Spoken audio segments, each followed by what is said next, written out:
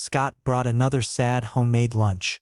Fletcher's voice cut through the cafeteria noise like a knife. My heart stopped.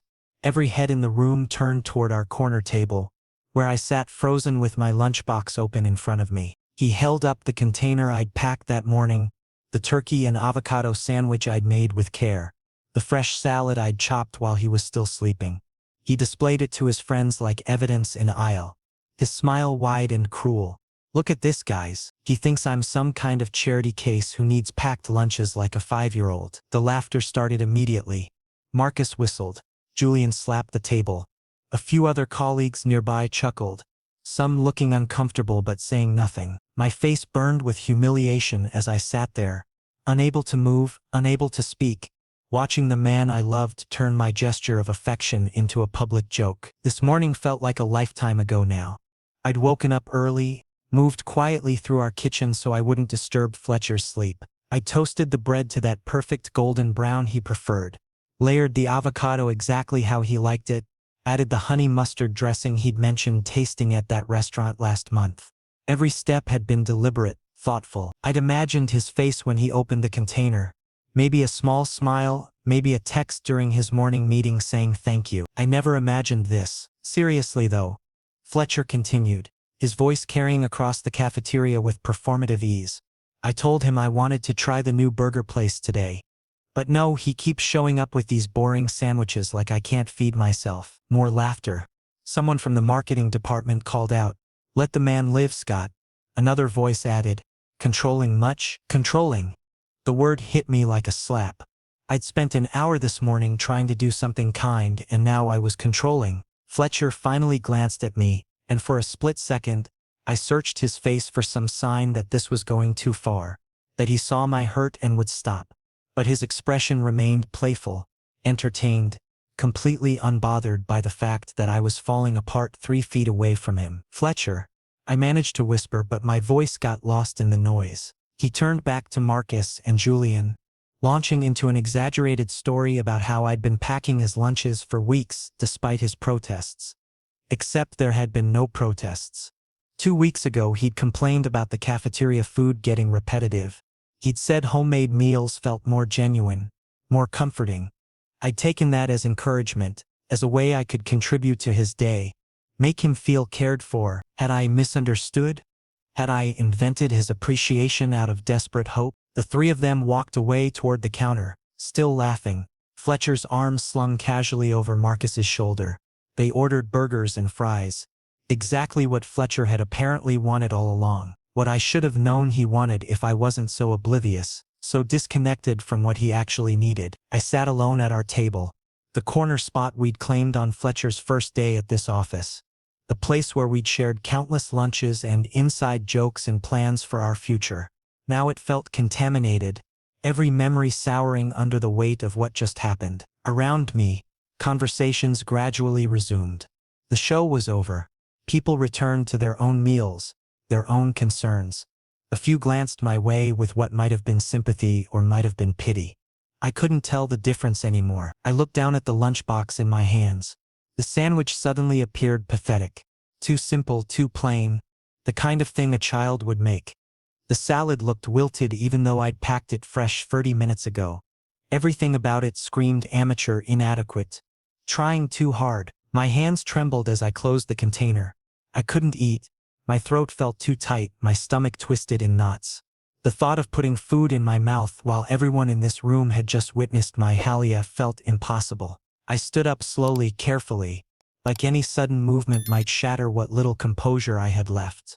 I walked to the trash can near the exit and threw the entire lunch away, container and all. I'd buy a new one. I couldn't look at this one ever again. Back at my desk, I stared at my computer screen without seeing it. My hands hovered over the keyboard, but I couldn't remember what I was supposed to be working on. Project reports? Budget spreadsheets? Everything felt distant and unimportant compared to the echoing sound of laughter in my head. Fletcher's voice.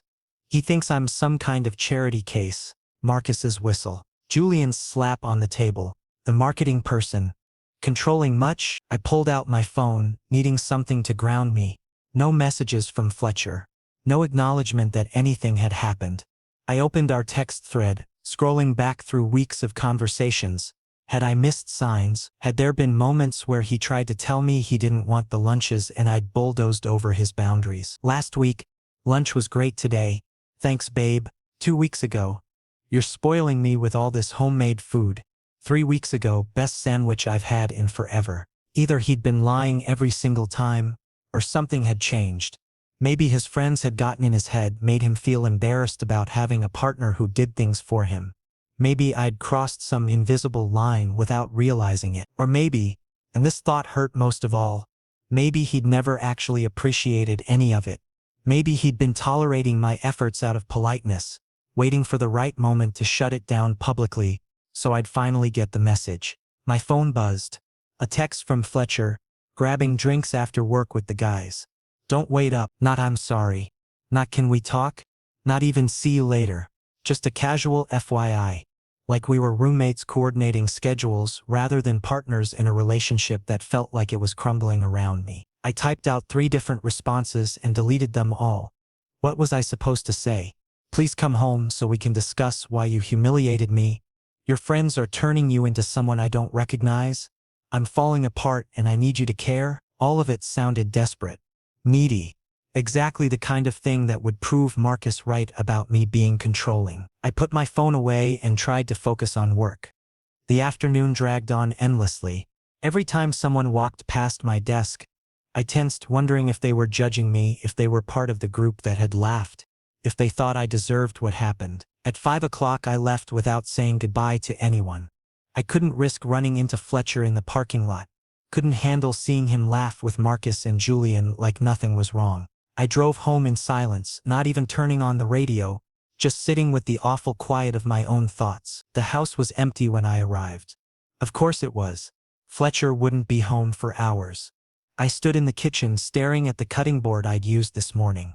The breadcrumbs still scattered on the counter. The smell of turkey faintly lingering in the air. I'd spent an hour here, an hour choosing ingredients, preparing food, trying to show love through something tangible, and Fletcher had needed less than 5 minutes to turn it into a weapon against me. I sat down on the kitchen floor, my back against the cabinet, and finally let myself feel the full weight of what had happened. The humiliation, the betrayal, the crushing realization that the person I loved most in the world had hurt me deliberately, publicly, and didn't seem to care. Tears came then, hot and angry and filled with a grief I couldn't name. I cried for the relationship I thought we had. I cried for the version of Fletcher I'd believed in. I cried for myself, for being foolish enough to think a sandwich could mean something. When the tears finally stopped, I was left with emptiness and one terrible question echoing in my mind. How did we get here? The house stayed quiet for hours. I sat in the growing darkness, not bothering to turn on any lights. My phone remained silent, except for occasional notifications from work emails. I didn't have the energy to read. Fletcher's Vance felt heavier than his presence ever did. Around 9 o'clock, I heard his car pull into the driveway. The sound of the engine cutting off, the door slamming. His footsteps on the walkway. I straightened up on the couch, preparing myself for the conversation we needed to have. Fletcher walked in, immediately heading for the kitchen. He grabbed a water bottle from the fridge, completely casual, like he'd just come home from a normal day. Scott, I'm heading out again in 20 minutes. Marcus is having people over at his place. He twisted the cap off the bottle, still not looking at me. Something inside me snapped. Fletcher, we need to talk. My voice came out steadier than I expected. He sighed, the kind of exaggerated sigh you give when someone's being unreasonable. About what? About what you did today. In the cafeteria. He took a long drink of water, then finally turned to face me. What about it? The casualness in his tone made my chest tighten. You humiliated me in front of everyone. You made fun of something I did for you out of care. Fletcher leaned against the kitchen counter, crossing his arms. Scott, it was a joke. Everyone was laughing. You're taking this way too seriously. A joke? I stood up, needing to be on his level. You called my effort pathetic. You implied I was treating you like a child. You did it in front of your colleagues. Fletcher. I have to see every single day. Because it's true. His voice rose slightly. You do baby me. I'm a grown man, Scott.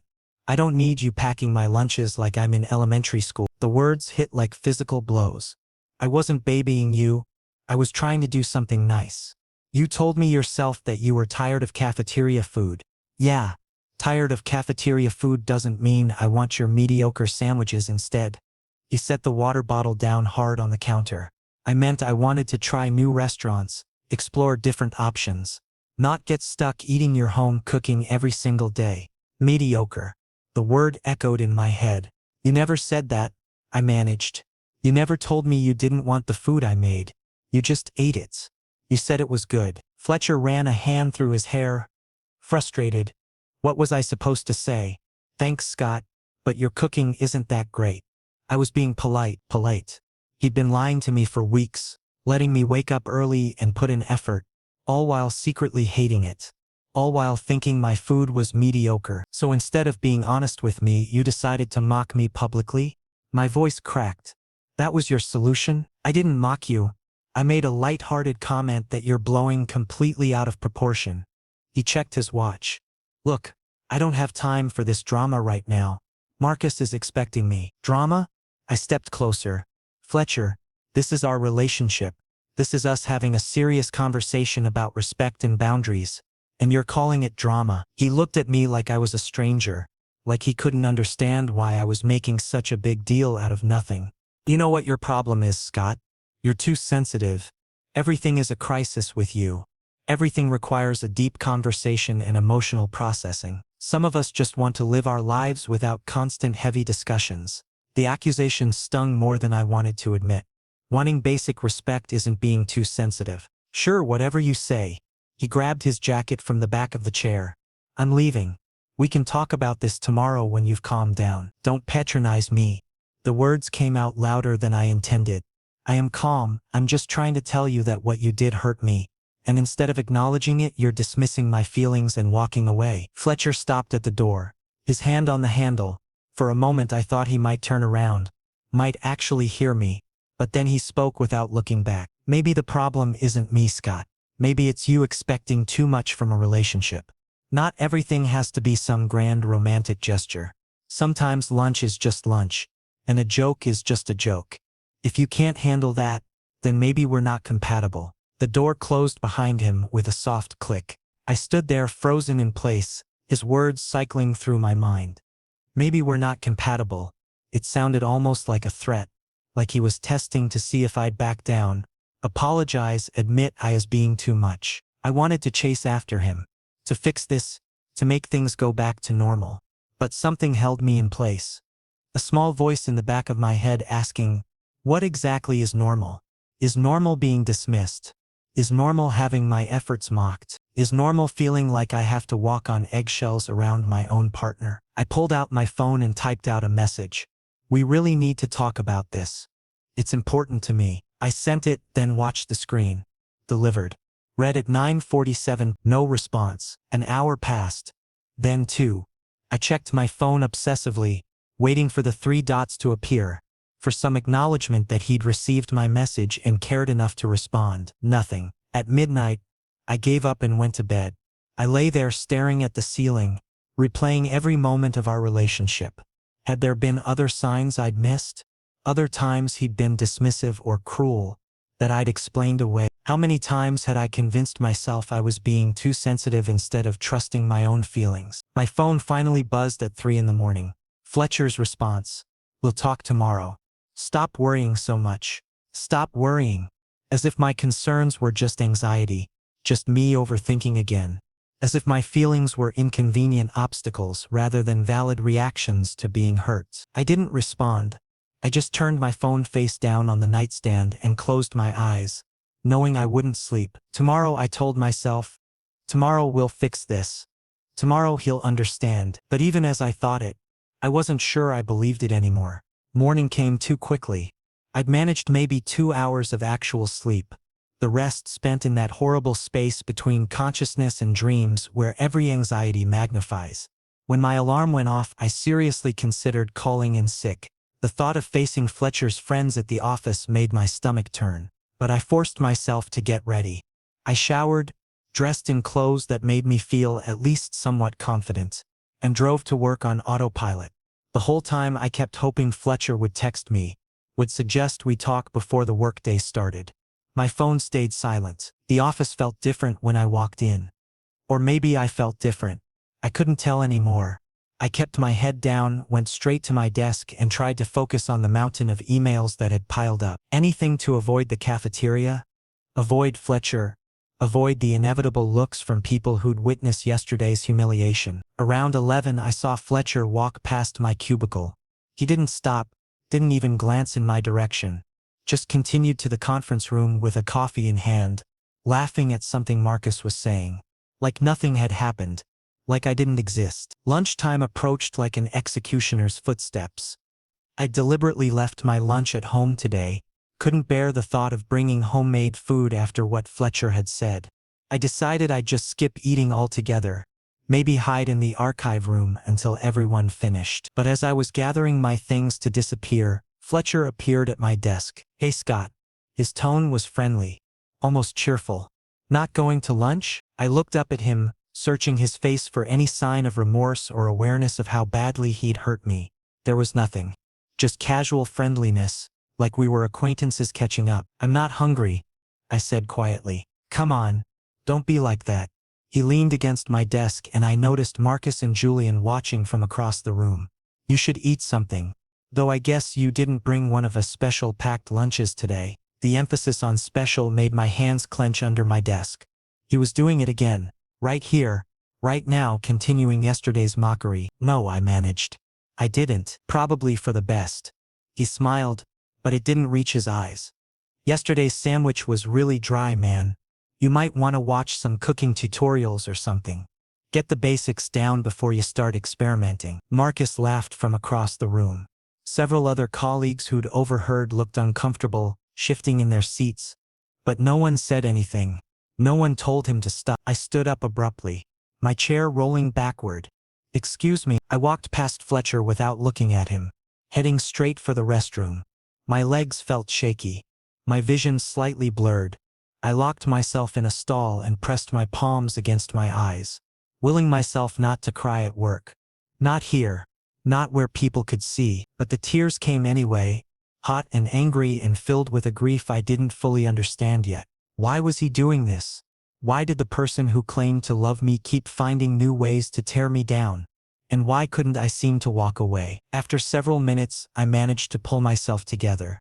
I washed my face, avoided looking at my reflection in the mirror. I knew I'd see the redness, the exhaustion, the defeat, and returned to my desk. Fletcher was gone, probably at lunch with his friends, probably telling more stories about his overly sensitive partner who couldn't take a joke. I made it through the rest of the day in a fog. When 5 o'clock finally came, I packed up quickly and headed home, desperately hoping Fletcher would be working late or out with friends again. I needed space. I needed to think, but his car was already in the driveway when I arrived. I sat in my own car for a full 5 minutes, gathering courage. Then I walked inside. Fletcher was on the couch, watching television. He looked up when I entered, and something in his expression made my blood run cold. There was no warmth there, no affection, just irritation. "We need to talk," I said before he could speak. "Seriously talk, Fletcher. No dismissing, no walking away." He muted the TV and turned to face me fully. "All right, Scott. Let's talk. What's the problem now?" "The problem is that you keep hurting me and then acting like I'm unreasonable for being hurt." I stayed standing, needing the height advantage even if it was psychological. "You humiliated me yesterday. I told you it hurt, and then today you did it again. Right at my desk in front of colleagues." "I was teasing you," he said flatly. "That's what couples do. They tease each other. Teasing is playful and mutual. What you're doing is cruel." My voice was shaking but I pushed forward. "You're mocking things I do for you, out of love, and you're doing it publicly to get laughs from your friends. That's not teasing. That's bullying." Fletcher's expression hardened. "Bullying? Are you serious right now? You think I'm bullying you because I made a couple jokes about your mediocre cooking? Stop calling it mediocre." The words burst out of me. "Stop diminishing everything I do. I wake up early to make those meals. I plan them carefully because I care about you. And you're treating it like it's nothing. Like I'm forcing something unwanted on you just to be controlling." He stood up, And suddenly we were face to face. Maybe because that's exactly what you're doing, Scott. I never asked for any of this. You just decided on your own that I needed you to take care of me. And now you're mad that I don't appreciate being treated like I'm helpless. I don't think you're helpless. I think you're my partner. And I wanted to do something nice for you. Well, I don't want it. His voice rose to match mine. I don't want packed lunches. I don't want the constant checking in. I don't want all this emotional intensity all the time. You're exhausting, Scott. Everything with you is so heavy and serious and dramatic. The word exhausting landed like a punch to the gut.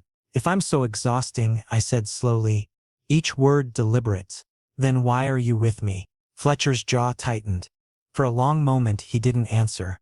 When he finally spoke, his voice was cold and measured. That's a good question. Maybe I shouldn't be. The room went silent. I could hear my own heartbeat, loud and erratic in my ears. Maybe you're right, he continued. And there was something almost cruel in his calmness. Maybe we're not good together. You clearly need someone who'll appreciate all your efforts. And I need someone who isn't going to make everything into a therapy session. So that's it? My voice came out as barely a whisper. You're breaking up with me because I asked you to respect my feelings. I'm saying maybe we should both think about whether this relationship is actually working. He picked up his phone from the coffee table. I'm going to stay at Marcus's place tonight. Give us both some space to figure out what we want. He walked past me toward the bedroom, presumably to pack a bag. I stood frozen in the living room, unable to process what was happening. This wasn't how I'd imagined this conversation going. I'd expected fighting, maybe yelling, hopefully eventually understanding. I hadn't expected this cold, calculated distance. Fletcher emerged 10 minutes later with an overnight bag. He paused at the door, and for just a second I thought he might say something comforting, might soften even slightly. Instead, he said, "You should think about why you need so much validation, Scott. It's not healthy." Then he was gone. I stood in the empty house, surrounded by the life we'd built together, and felt everything inside me break apart. Fletcher came back 3 days later. Not to reconcile, not to apologize, just to collect his things. I heard his key in the lock around noon on a Wednesday, a day I'd taken off work because I couldn't stomach the idea of seeing his empty desk or running into Marcus in the hallway. I was sitting on the kitchen floor when he walked in, surrounded by recipe cards I'd been organizing. It was mindless work, something to keep my hands busy while my brain spiraled through every conversation we'd ever had, searching for the moment everything went wrong. He stopped in the doorway, surveying the scene. Scott, just my name. Not a greeting, not a question, just an acknowledgement of my existence. You're here for your stuff, I said. It wasn't a question either. Yeah. He moved past me toward the bedroom. Won't take long. I stayed on the floor listening to drawers opening and closing, the sound of hangers scraping against the closet rod. He was methodical, efficient. This wasn't hard for him. This wasn't tearing him apart the way it was destroying me. After about 20 minutes, he emerged with 2 suitcases and a duffel bag. He'd left behind the framed photo of us from our trip to Seattle, the sweater I'd bought him for his birthday, the coffee mug with his initials that he used every morning. Or used to use. That's everything, he announced, setting the bags by the door. I finally stood up, my legs stiff from sitting so long. That's it? You're not going to say anything else? Fletcher sighed. The same exasperated sound he'd made 100 times during our relationship whenever I pushed for deeper conversation. What do you want me to say, Scott? I want you to explain how we got here. My voice cracked despite my efforts to stay composed. We were planning a future together 6 months ago. We talked about moving to a bigger place, maybe getting a dog. And now you're packing up like none of that mattered? Things change. He shrugged, actually shrugged, like we were discussing the weather. People grow apart. It happens. We didn't grow apart, Fletcher. You pushed me away. You made me feel small and needy and ridiculous for caring about you. His jaw tightened. Here we go again. Everything's my fault, right? I'm the villain in your story. I never said that. You didn't have to. He picked up one of the suitcases. Look, I left you a note. It says everything that needs to be said. A note. Something hot and angry flared in my chest. You ended our relationship with a note. You wanted space to think. I gave it to you. He opened the door, letting in a blast of cold air. The note's on the counter. Read it or don't. Either way, I'm done with this conversation. He left without looking back. loading his car with the pieces of his life that had briefly intersected with mine. I watched through the window as he drove away, his brake lights disappearing around the corner. The note was exactly where he said it would be, tucked under a coffee mug, not his personalized one, just a generic one from the cabinet. The paper was torn from a legal pad, his handwriting rushed and barely legible. "Scott, you'll be fine. Move on." Uff. That was it. 9 words to summarize 3 years together. 9 words to dismiss everything we'd built, every moment we'd shared, every promise we'd made. I read it 3 times, hoping I'd missed something, some hidden depth or coded message that showed he actually cared. But there was nothing.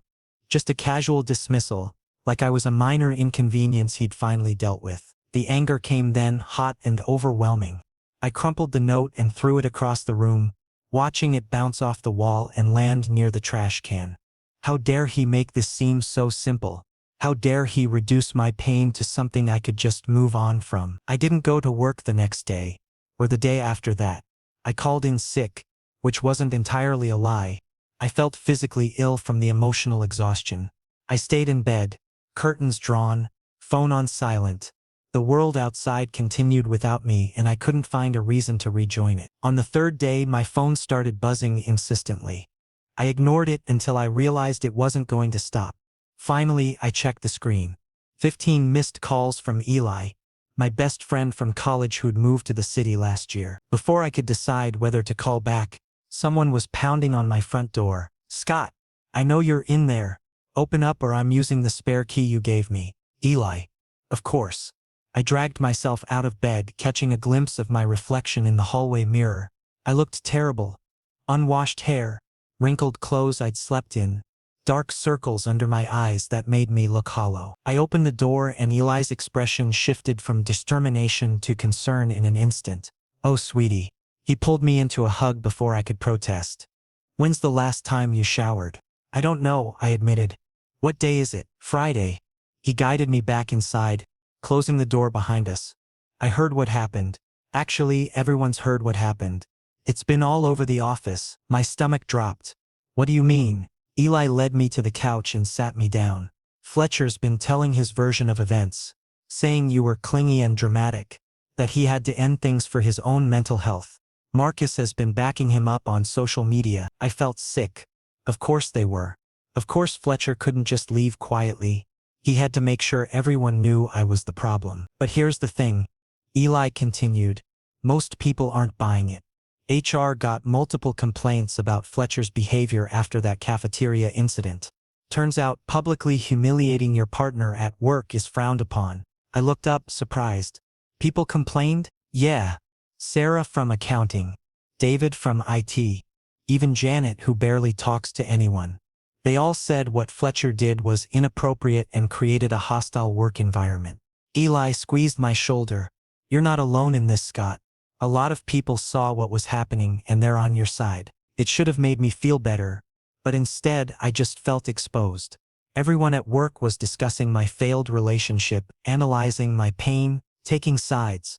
The thought made me want to crawl back into bed and never emerge. "I can't go back there," I whispered. "I can't face all those people knowing they're talking about me." "You can and you will," Eli said firmly. "Because if you hide, Fletcher wins. He gets to control the narrative. But if you show up, hold your head high and prove you're not broken, that takes away his power." "I am broken though." My voice came out small, defeated. He was right about me.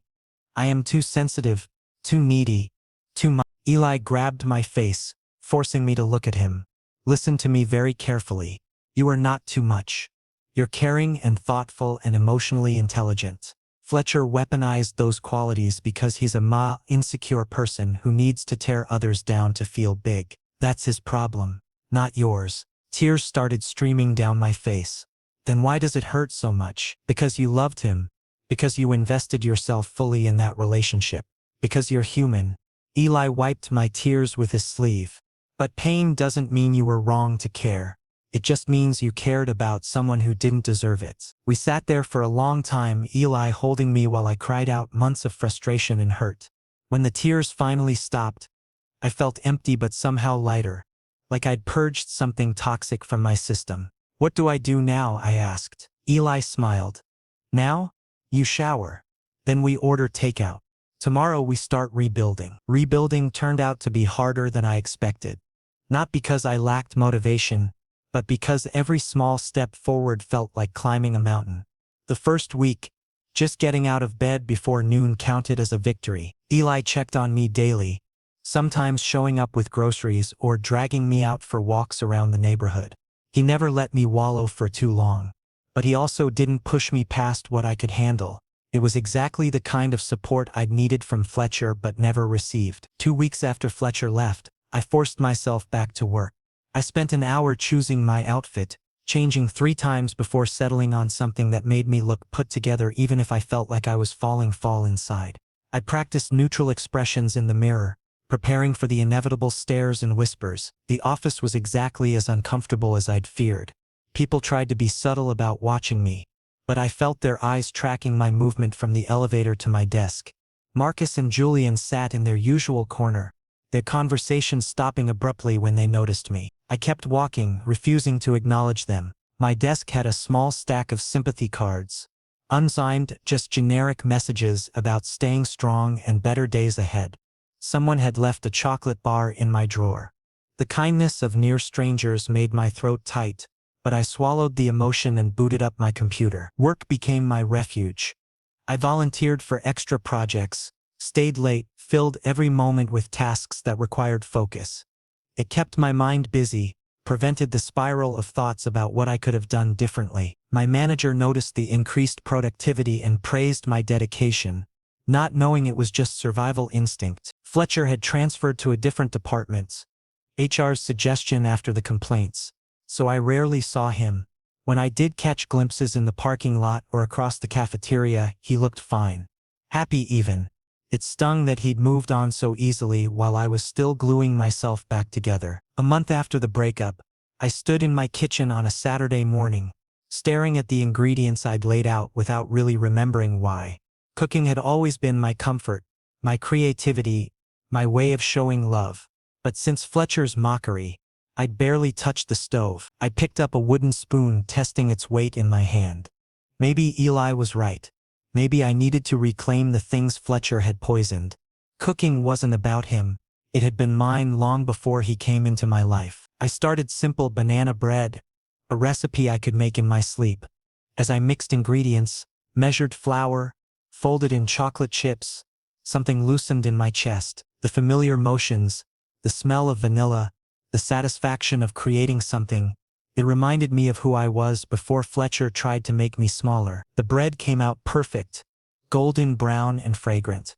I took a photo without thinking, then hesitated. I hadn't posted on social media in weeks, too afraid of what people might say. But looking at the image, I felt proud. I'd made something good. I created a new account, separate from my personal one. Scott's Kitchen, I named it, keeping it simple. I posted the banana bread photo with a basic caption, "First bake in a while.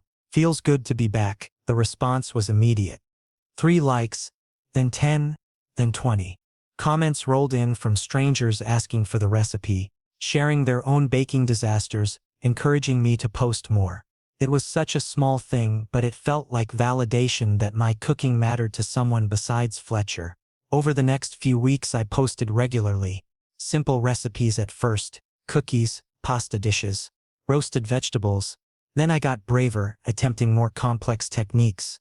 Each success rebuilt a piece of my confidence. Each comment from appreciative strangers reminded me that my effort had value. At work things shifted too. With Fletcher out of sight, people relaxed around me. Colleagues who'd witnessed the cafeteria incident went out of their way to be friendly, like they were trying to make up for not intervening. I appreciated it, even if their guilt wasn't my responsibility. One Thursday afternoon, I was eating lunch at my desk, leftovers from a new curry recipe I'd tested, when someone stopped beside me. "That smells incredible." I looked up to see a guy I vaguely recognized from the marketing department. He was tall, with an easy smile and genuine warmth in his eyes. "Thanks," I said, suddenly self-conscious. "Just something I threw together. I'm Rowan. I just transferred here a few weeks ago." He extended his hand and I shook it. "I've actually been following Scott's Kitchen. Your lemon garlic chicken recipe? Changed my life. I made it for my family and they're convinced I secretly trained as a chef. I blinked, processing.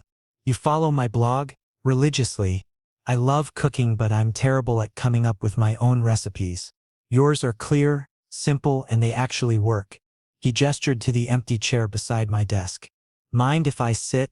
I'd love to talk food if you have a minute. Something in my chest unfurled. A feeling I hadn't experienced in months. Simple, uncomplicated pleasure at connecting with someone new. Sure, yeah. Please. Rowan settled in, pulling out his own lunch. A bento box with what looked like homemade sushi. I'm trying to master rice seasoning. It's harder than it looks. We fell into easy conversation about cooking techniques, ingredient sources, the best kitchen tools. Rowan asked thoughtful questions and actually listened to my answers. He shared his own culinary adventures and disasters with self-deprecating humor that felt genuine, not performative. When my lunch break ended, I realized I'd been smiling for 30 straight minutes. Actually smiling, not the forced expression I'd been wearing like armor. Same time tomorrow? Rowan asked as he stood. I want to hear your thoughts on bread making. I've killed 3 sourdough starters. Definitely. I agreed and meant it. Over the following weeks, lunch with Rowan became a daily ritual. We'd compare what we'd made, swap recipes, debate the merits of different cooking methods. He never asked about Fletcher, never pried into my life. We just talked about food and travel and movies and all the normal things people discuss when they're getting to know each other. It felt revolutionary, being seen for my interests and ideas rather than treated as an emotional burden. Rowan laughed at my jokes, valued my opinions, and treated my cooking with genuine respect and appreciation. I started looking forward to work days again. Not just for the distraction, but for those lunch conversations that left me feeling energized rather than drained. Rowan's enthusiasm for my recipes motivated me to try more ambitious projects, to push my skills further. One evening, as I prepped ingredients for a complex French dish I was planning to attempt, I caught my reflection in the kitchen window. I looked different, not just physically, though I'd started taking care of myself again, but in my expression, there was light there that had been missing for months. I wasn't healed, not completely. Some mornings I still woke up reaching for Fletcher before remembering he was gone. Some nights I still questioned whether I'd been too sensitive, too demanding, too much, but increasingly, those moments were balanced by new ones. Small victories, genuine connections, proof that I could be valued for exactly who I was. The blog had grown to over 500 followers. My cooking had never been better, and Rowan's friendship had shown me what respectful, balanced interaction looked like. Maybe Eli had been right. Maybe Fletcher leaving was the push I needed to remember my own worth. The invitation came casually, the way Rowan did everything. No pressure, just genuine interest. There's this new Italian place downtown. Supposed to have amazing handmade pasta. Want to check it out Saturday night? We were cleaning up after lunch, disposing of containers and napkins. I hesitated, my brain immediately trying to categorize the invitation. Friendly dinner? Date? Did it matter? Did I want it to be a date? Unless you're busy, Rowan added quickly, reading my pause as reluctance. No worries. I'd love to, I interrupted, surprising myself with how much I meant it. Saturday works perfectly. His smile broadened. Great. I'll text you the address. Saturday arrived with unexpected nerves. I changed outfits 4 times, finally settling on dark jeans and a button-down that Eli had once said brought out my eyes. I told myself this was just dinner with a friend, but the butterflies in my stomach suggested otherwise. The restaurant was intimate. Exposed brick walls, soft lighting, small tables that encouraged conversation rather than distance. Rowan was already there when I arrived, standing near the entrance in a navy sweater that made him look effortlessly put together. Perfect timing, he said, gesturing toward the hostess. Our table just opened up. We were seated in a corner booth, menus appearing immediately. The pasta selection was extensive, each description more tempting than the last. We debated options like it was the most important decision we'd make all week, eventually ordering dinner dishes with the understanding that we'd share. So I have a confession, Rowan said once the waiter left. I've wanted to ask you to dinner for weeks, but I wasn't sure if it was appropriate, given everything you've been through. My hands stilled on the napkin I'd been folding. You know about Fletcher? Only vaguely. Office gossip travels fast, even to new people. He leaned forward slightly, but I wasn't interested in the gossip. I was interested in getting to know the person who writes those incredible recipes and actually knows the difference between sautéing and pan-frying. I laughed despite my nervousness. That's a pretty low bar. You'd be surprised how many people fail it. His expression grew more serious. I wanted to tell you something, though, about why I moved here. The waiter arrived with wine, giving me a moment to settle into whatever Rowan was about to share. Once we were alone again, he continued. I left New York to get away from my ex. We'd been together 4 years, and somewhere along the way I stopped recognizing myself. He swirled his wine, watching the liquid catch the light. He had this way of making everything I did feel insufficient. My job wasn't prestigious enough. My apartment wasn't nice enough. My interests were too boring. I spent so much energy trying to be enough that I forgot who I actually was. The parallel to my own experience made my chest ache. What made you finally leave? One day I realized I'd stopped doing all the things I loved because he'd made me feel stupid for enjoying them. I hadn't cooked in months because he always found something wrong with it. I'd given up photography because he said it was a waste of time. I was living this hollow version of my life. And for what? Someone who didn't even like me, let alone love me. How long ago was this? 2 years? Took me about a year to really recover, to remember what made me happy. Then I decided I needed a complete fresh start, so I took the transfer here. He met my eyes. When I saw your blog, saw how much care you put into your recipes, I recognized something. That's someone who hasn't let the world make them small. That's someone who still creates with joy. I had to look away, overwhelmed. I almost did let it make me small. Fletcher, my ex, he mocked my cooking in front of everyone, made me feel pathetic for trying, and yet you're still cooking, still sharing your recipes with strangers on the internet, still putting yourself out there. Rowan's voice was gentle but firm. That takes real strength, Scott. More than they probably realize. Our food arrived, saving me from the emotion threatening to spill over. We ate and talked, the conversation flowing between serious moments and lighter ones. Rowan shared stories about his disastrous attempts at baking, his family's chaotic holiday dinners, his dream of someday opening a small cafe. I found myself sharing too, not just about Fletcher but about everything.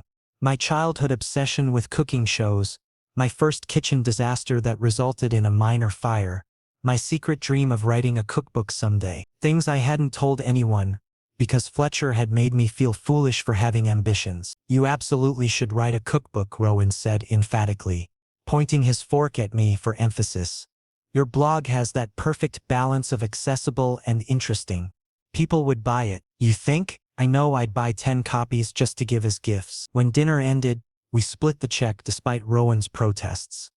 Outside, the night air was crisp and clear, stars visible despite the city lights. I had a really great time, I said, meaning it completely. Me too.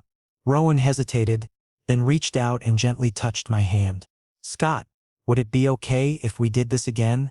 Officially, I mean. As a date. My heart raced, but not with fear, with possibility. This wasn't officially a date. I was hedging my bets, playing it safe. He smiled sheepishly. But I like you. I like how passionate you are about cooking, how thoughtful you are, how you actually listen when people talk. I'd like to see where this could go, if you're open to it. I thought about Fletcher, about the months of feeling insufficient and criticized. I thought about the note he'd left, telling me to move on like our relationship had been meaningless. Then I looked at Rowan, who valued my cooking, who respected my interests, who saw my sensitivity as strength rather than weakness. I'd like that too, I said. I'm still figuring some things out, still healing from the last relationship. But yes, I'd definitely like to see where this goes. Rowan's smile was radiant. No pressure. We'll take it at whatever pace feels right. He walked me to my car, and when we said goodnight, he squeezed my hand briefly before letting go. It was simple, respectful, and somehow more intimate than anything Fletcher had done in months. Driving home, I thought about how much had changed in just a few months. I'd lost someone who treated me poorly and found someone who saw my value. I'd rediscovered my passion for cooking and built something meaningful with my blog. I'd survived what felt like the end of my world and emerged different. Not broken, but stronger. Fletcher's note had told me to move on, as if it were that simple. But he'd been wrong about so much. Moving on wasn't about forgetting or pretending the pain hadn't happened. It was about taking everything I'd learned, everything I'd survived, and building something better. And standing in my kitchen later that night, planning recipes for my blog and replaying moments from dinner with Rowan, I realized something profound. I had moved on. Not because Fletcher told me to, but because I chose to. I pulled out my phone and typed a new blog post. Sometimes the people who hurt us most teach us the most valuable lessons. Not through their love but through their absence. When they leave, they make space for people who actually deserve us. Here's to second chances and finding joy in what we create.